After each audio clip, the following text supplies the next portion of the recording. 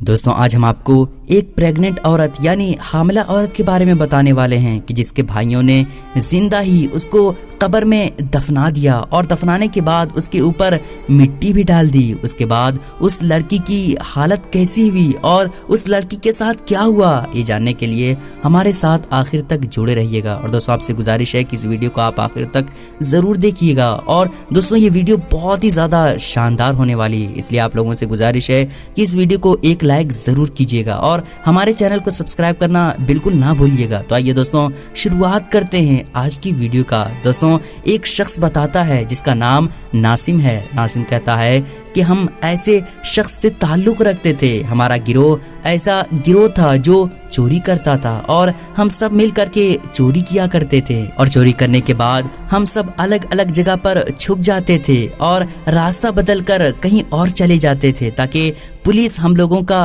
पीछा ना कर पाए। एक दफा हम लोगों ने इरादा किया कि एक बैंक को लूटा जाए और सब लोगों ने यही किया और बैंक को आसानी के साथ लूट लिया। उसके बाद सब लोग अलग अलग जगह पे छुप गए, लेकिन पुलिस की नजर हम पर पड़ गई और पुलिस हमारे पीछे आ गई। मैं रास्ता बदलता रहा और हर तरह से कोशिश करता रहा कि पुलिस की नजर हम पर ना पड़े और आखिरकार मैं इस काम में कामयाब हो गया और पुलिस की नजर हम पर ना पड़ सकी। उसके बाद मैंने एक बस पर सवार किया और कहीं दूर चला गया। जाने के बाद मैं ऐसी जगह पर चला गया जहां पर कोई घर बार नहीं था, बिल्कुल सुनसान जगह थी। मैंने देखा कि पास में एक कब्रिस्तान है। मैंने सोचा कि वहीं पर ठहर लिया जाए। वो वक्त रात का वक्त था। जब मैं उस कब्रिस्तान के पास गया तो वो 14वीं चांद उरूज पर था, जिसकी वजह से थोड़ी बहुत रोशनी हो रही थी। मैं बहुत सख्त मिजाज और मजबूत दिल का था, लेकिन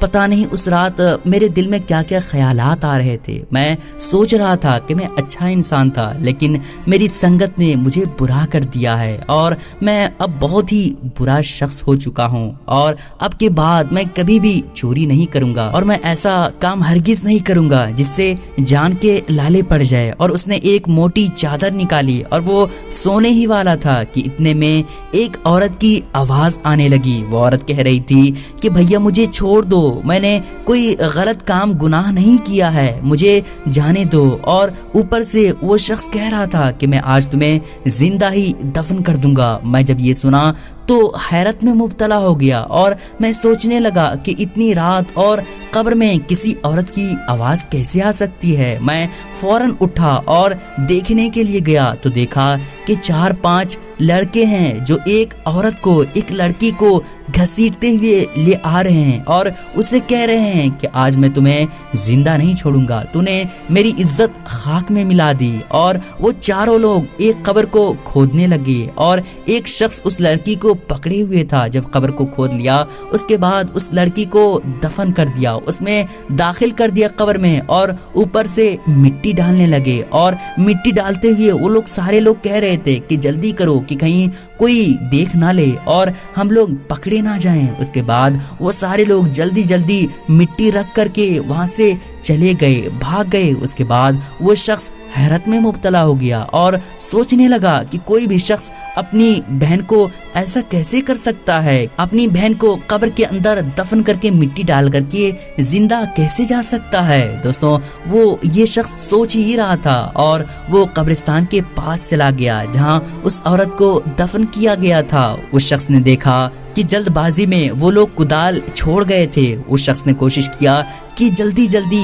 इस कब्र को खोद करके इस औरत को जल्दी से बाहर निकाल लिया जाए ताकि इसकी जान ना चली जाए। वो शख्स जल्दी जल्दी कुदाल को लिया और कब्र को खोदने लगा और वो औरत चीखती रही, चिल्लाती रही और कहती रही कि मुझे बचा लो, मुझे बचा लो। और वो शख्स जल्दबाजी में जल्दी जल्दी कब्र को खोदता रहा कि इतने में औरत की जोरदार चीख आई। वो शख्स कहता है कि मैंने सोचा कि वो औरत मर चुकी है, मर गई है, और मैं इसके बावजूद भी हिम्मत नहीं हारा और मैं जल्दी जल्दी कब्र को खोदता रहा। और फिर उसके बाद वो औरत फिर से चिल्लाने लगी। मुझे यकीन हो गया کہ یہ عورت ابھی نہیں مری ہے۔ میں نے جلدی جلدی کھودنا شروع کیا اور میں نے ایک سوراخ بھی قبر کے اندر کر دیا تھا تاکہ عورت کو آکسیجن، ہوا، سانس پہنچتی رہے۔ اس کے بعد کھودتے ہی کھودتے عورت کی آواز کے ساتھ ساتھ ایک بچے کی بھی آواز آنے لگی۔ اب تو مجھے اور ہی زیادہ ڈر لگنے لگا تھا کہ اس قبر کے اندر عورت کو دفنایا گیا تھا اور عورت کی آواز آنے کے بجائے بچے کی آواز بھی آ رہی ہے۔ میں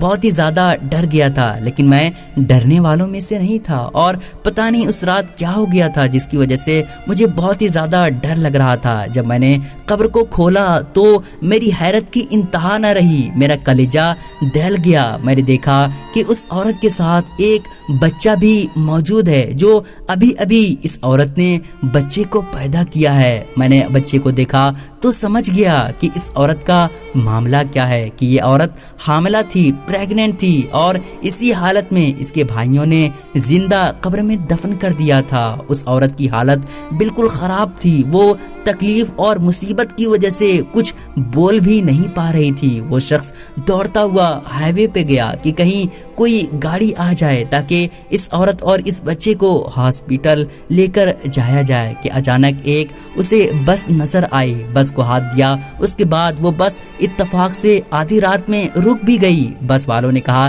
کہ کیا بات ہے؟ اس لڑکے نے ساری حقیقت بتائی، لیکن بس والوں کو یقین نہیں ہوا، جس کی وجہ سے وہ بس والے اس لڑکے کے ساتھ اس لڑکی کے پاس آئے۔ جب لڑکی کو دیکھا تو سارا معاملہ سمجھ گیا کہ بات یہ ہے کہ یہ عورت پریگننٹ تھی، جس کی وجہ سے یہیں بچہ پیدا ہو گیا۔ اس کی حالت بالکل خراب ہے۔ اس بس والے نے اس کو لیا اور ہاسپٹل پہنچا دیا۔ جو میں نے بینک سے چوری کیا تھا اس پیسے کے بارے میں نے اپنے دوستوں سے مطالبہ کیا تو دوستوں نے ہمارے ان پیسے کو جو بینک سے چوری کیا تھا وہ پیسے دے دیے۔ اس کے بعد میں نے ڈاکٹر کو وہ پیسے دے دیا اور پھر اس کا علاج چلتا رہا۔ جب اس کی طبیعت تھوڑی اچھی ہوئی تو میں نے اس کو اپنا گھر لے کر آ گیا اور پھر اس کے بعد میں نے اس سے پوچھا کہ تمہاری حالت ایسے کیسے ہو گئی، تمہارے بھائیوں نے اتنا ظلم تم پر کس لیے کیا؟ تو اس لڑکی نے کہا کہ میرا نام سدرا ہے، میں بہت ہی اچھی اور نیک لڑکی تھی، میں ایک کالج میں پڑھا کرتی تھی۔ اس وقت ایک لڑکا میرے پیچھے ہی پڑ گیا تھا، اس نے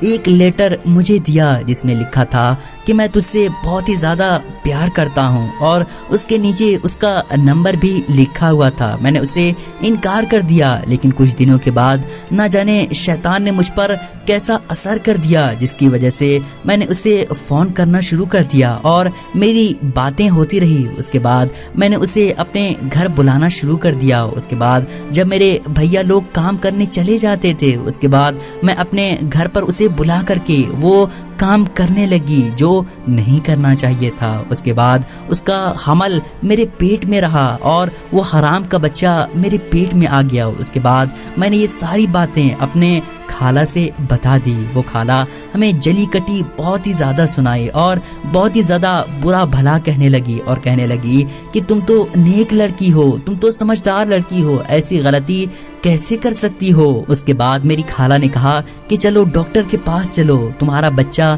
یہ گرا دیتے ہیں۔ اس کے بعد ڈاکٹر کے پاس جانے کے بعد ڈاکٹر نے چیک کر کے کہا کہ پانی سر سے اوپر ہو گیا ہے، اب کچھ نہیں ہو سکتا ہے۔ اگر بچے کو گرانے کی کوشش کیا جائے تو بچے کے ساتھ ماں کی جان بھی جا سکتی ہے۔ اس کے بعد میری خالہ نے مجھے گھر لے کر کے چھوڑ دیا۔ اس کے بعد میرے بھائیوں سے کہا کہ تمہاری بہن کی طبیعت بہت ہی زیادہ خراب ہے، میں اسے اپنے گھر لے جانا چاہتی ہوں، جب طبیعت اچھی ہوگی تو میں تمہاری بہن کو تمہارے گھر چھوڑ دوں گی۔ میرے بھائیوں نے کہا نہیں نہیں ایسا نہ کرو، میرے لیے یہ کھانا بناتی ہے، جب میں آفس کام کرنے کے لیے جاتا ہوں تب بھی یہ کھانا بناتی ہے، جب آتا ہوں تب بھی یہ کھانا بناتی ہے، جب یہ چلی جائے گی تو میرے لیے کھانا کون بنائے گا؟ تو میری خالہ نے کہا کہ تم لوگ شادی کر لو، بس اس کی طبیعت ابھی ٹھیک نہیں ہے، جب ٹھیک ہو جائے گی تو میں اسے تمہارے گھر چھوڑ دوں گا۔ نہ جانے ہماری خالہ نے کس طرح سے ہمارے بھائیوں کو راضی کیا۔ اس کے بعد میں اپنے خالہ کے گھر چلی گئی۔ سدرا کہتی ہے کہ میں 9 مہینے تک اپنی خالہ کے گھر رہ رہی تھی، لیکن جب ڈیلیوری کا وقت آیا، جس دن ڈیلیوری ہونا تھا، بچے کی پیدائش ہونی تھی، اسی دن میرے سارے بھائی لوگ آ گئے اور وہ مجھے گھسیٹتے ہوئے قبرستان میں لے گئے اور مجھے دفن کر کے مٹی ڈال دیا۔ میں اندر میں گھٹن سی محسوس کر رہی تھی اور میں اللہ پاک کی بارگاہ میں توبہ اور استغفار کر رہی تھی، اور میں سوچ رہی تھی کہ میں کتنا نیک لڑکی تھی اور روزے رکھتی تھی، تہجد کی نمازیں ادا کرتی تھی، لیکن اس لڑکے کی وجہ سے میری زندگی کہاں سے کہاں چلی گئی اور میں کتنا گناہگار بن چکی ہوں، اور اس لڑکی کی وجہ سے آج میں قبر میں دفن ہو چکی ہوں۔ میں اللہ پاک کی بارگاہ میں توبہ اور استغفار کرنے لگا اور کہنے لگا کہ یا اللہ، مجھ سے بہت بڑی غلطی ہو چکی ہے، مجھ سے بہت بڑا گناہ ہو چکا ہے۔ یا اللہ، میں نمازیں پڑھتا رہا، میں روزہ رکھتا رہا، اس کے بعد تجھے بھول گیا اور میں غلط کاموں میں لگ گیا۔ یا اللہ، تیری بارگاہ میں سچے دل سے توبہ کرتی ہوں، آج کے بعد میں کبھی بھی ایسے گناہ نہیں کروں گا۔ یا اللہ، مجھے معاف کر دے۔ یا اللہ، اگر میری نمازوں میں، میرے روزے میں، میرے تہجد میں کوئی بھی عبادت تیری بارگاہ میں قبول ہوئی ہو تو اسی کے صدقے میں مجھے اس قبر سے نکال دے۔ مجھے معلوم تھا کہ آدھی رات اس قبر کو کھود کر مجھے نکالنے والا کوئی نہیں ہے، لیکن مجھے اللہ پاک پر پورا بھروسہ اور یقین تھا کہ اتنی دیر میں تم وہاں پر آ گئے اور قبر کو کھودنے لگے کہ اتنے میں میری چیخیں بلند ہونے لگی اور مجھے گھٹن سی محسوس ہونے لگی۔ اس کے بعد تم نے سوراخ کیا جس کی وجہ سے میں کچھ سانس لینے لگی اور مجھے تھوڑا اچھا محسوس ہونے لگا، لیکن اس کے بعد بچے کی پیدائش کا وقت آ گیا اور میں نے بچے کو جنم دینے لگا۔ اس کے بعد مجھے درد اور تکلیف کی وجہ سے مجھے کچھ بھی خیال نہیں آ رہا تھا، میرا دماغ اور ذہن کام نہیں کر رہا تھا۔ اس کے بعد تم نے مجھے کھود کر کے نکالا اور پھر اس کے بعد ہاسپٹل لے کر آیا۔ سدرا کہتی ہے کہ اللہ پاک کتنا بڑا کریم اور مہربان ہے کہ میں اتنا بڑا گناہ کر چکی تھی، اتنا غلط کام کر چکی تھی، لیکن اللہ پاک کی بارگاہ میں نے سچے دل سے توبہ کیا، استغفار کیا، جس کی وجہ سے اللہ پاک نے مجھے معاف کر دیا۔ ناظم کہتا ہے کہ میں اس واقعے کو سن کر کے میں رونے لگا اور سدرا بھی رونے لگی۔ اس کے بعد میں نے اللہ پاک کی بارگاہ میں بھی توبہ کیا کہ یا اللہ، میں آج کے بعد کبھی بھی چوری نہیں کروں گا۔ اس کے بعد میں نے سدرا سے شادی کر لی کہ اللہ پاک اسی سے میرے گناہوں کو معاف کر دے، اور اللہ پاک کی رضا کی خاطر میں نے سدرا سے شادی کر لی اور وہ ابھی دونوں خوشحال زندگی گزار رہے ہیں۔ دوستوں، اس واقعے میں اگر آپ غور کریں تو آپ کو سمجھ میں آئے گا کہ اللہ پاک بہت ہی زیادہ مہربان ہے۔ ہم لوگوں سے، آپ لوگوں سے، ہر کسی سے غلطیاں تو ہوتی ہے، لیکن اس غلطی کی معافی اللہ پاک کی بارگاہ میں ضرور مانگنی چاہیے، توبہ کرنا چاہیے اور اللہ پاک کی بارگاہ میں معافی مانگنی چاہیے۔ اللہ پاک بے شک ہمارے گناہوں کو ضرور معاف کر دے گا۔ دوستوں، ہم امید کرتے ہیں کہ آپ کو یہ ویڈیو پسند آئی ہوگی۔ اس ویڈیو کو اپنے دوستوں اور رشتہ داروں میں ضرور شیئر کیجیے گا اور ہمارے چینل کو ضرور سبسکرائب کر لیجیے گا۔